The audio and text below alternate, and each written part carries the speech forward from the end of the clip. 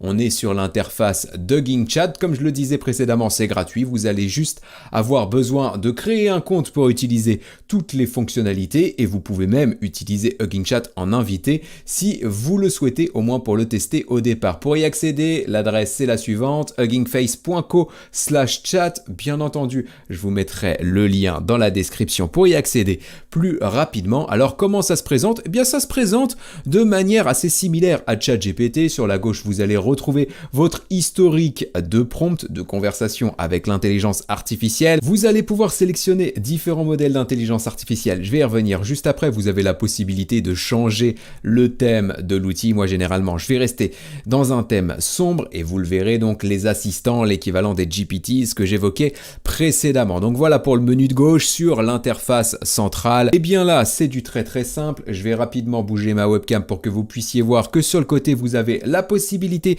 de télécharger des fichiers et donc de cliquer sur le petit avion en papier pour envoyer votre conversation. Et sinon, le point qui va être intéressant sur cette interface principale, eh bien, c'est qu'ici, vous allez avoir la possibilité de sélectionner différents modèles d'intelligence artificielle. Donc là, vous le voyez, on est sur un modèle d'IA très peu connu, mais que j'utilise quand même assez régulièrement, qui s'appelle Cohere for AI, et c'est lui qui va vous permettre d'utiliser les différentes fonctionnalités avancées que nous avons juste ici. Mais si vous cliquez sur le petit rouage de configuration juste là, eh bien vous le voyez, vous allez avoir la possibilité d'utiliser d'autres modèles d'intelligence artificielle comme le modèle Llama 3 du groupe Meta, le groupe de Facebook qui est ultra performant. On va le tester dans ce tuto. Ou alors vous allez avoir la possibilité d'utiliser des modèles de Mistral, la startup d'intelligence artificielle française, notamment le Mistral 7B Instruct V0.2 que vous avez juste là, que là aussi nous allons tester dans ce tutoriel. Vous avez même le dernier modèle Phi 3 Mini 4K de Microsoft.